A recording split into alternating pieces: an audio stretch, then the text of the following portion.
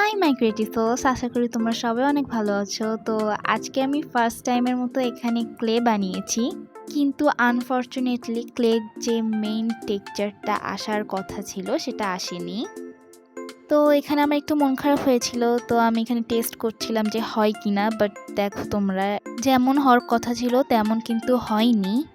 But কোনো ব্যাপার না, এটা যেহেতু ফার্স্ট টাইম ছিল আমার, আর আমি অল্প করেই বানিয়েছিলাম কারণ আমি জানতাম যে কিছু আমি উল্টাপাল্টা করবই। তো এখানে আমি একটা কিউট কিছু বানাতে চাচ্ছিলাম। তো আজকে মেনলি আমি একটা ক্যান্ডেল বানাবো। আমি পিন্টারেস্টের থেকে আইডিয়া নিয়েছিলাম, তো ঠিক আমি এমন বানাতে চেয়েছিলাম, কিন্তু লাস্টে এরকম তো হয়নি, পুরাই ডিফারেন্ট হয়েছে। বাট যেটা হয়েছিল ওইটাও কিউটই লেগেছে আমার কাছে। তো তোমরাও দেখে বলো যে কেমন লাগছে। মানে আমি যেমন ভেবে রেখেছিলাম ওইটা কিন্তু হয়নি, কিন্তু আমার মনে হয়েছে যে আউটকামটা এতটাও খারাপ আসেনি। মানে আমি যতটা খারাপ ভেবেছিলাম তার থেকে ভালোই ছিল।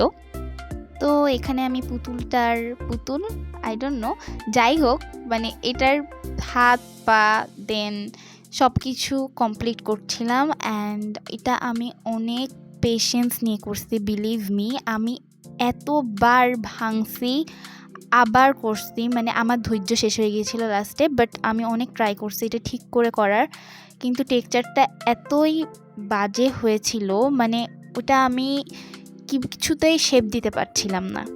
আই থিঙ্ক তোমরা আমার হাত দেখেই বুঝতে পারছো আমি এটা বানাতে কতটা কষ্ট করেছিলাম। তো এখানে আমার বানানো শেষ। তারপর ক্যান্ডেল বানানোর জন্য আমি এখানে মোম নিয়ে নিয়েছি, আর একটু পিঙ্কিশ রেডিশ কালার করার জন্য আমি এখানে কালার ইউজ করছি। তো এখানে আমি ওভেনে মোমটা গলিয়ে নিচ্ছিলাম, আর তোমরা চাইলে কিন্তু চুলাতে ওই মোমটা গলায় নিতে পারো। পরে আরও কিছু কালার অ্যাড করেছিলাম, বাট ওগুলো আসলে রেকর্ড করা হয়নি। ক্লে দিয়ে ওটা বানাতে বানাতে আমার আসলে আর কোনো দিকেই খেয়াল ছিল না। তো যাই হোক, এখানে আমি কিছু মোম নিয়ে নিয়েছি আবারও, আর এই মোমের সাথে আমি একটু গ্লিটার ইউজ করছি, কারণ গ্লিটারটা দিলে দেখা যায় একটু ভাইব্রেন্ট লাগে। আর এখানে আমি একটু পিঙ্ক কালার করে দিচ্ছি, কারণ দেখতে আমার মনে হচ্ছিল আরও বেশি ভালো লাগছে। তো এখানেও আমরা একটু পিঙ্ক দিয়ে দিচ্ছি, দেখতে সুন্দর লাগবে তাহলে আরও। আর এটা লাস্ট ফিনিশিংও দেওয়া শেষ। তো এখন যে মেইন কাজটা করব সেটা হচ্ছে এই চোখ আঁকানো। ভাই, এই চোখ আঁকাতে যে আমার হাত কাঁপতেছিল।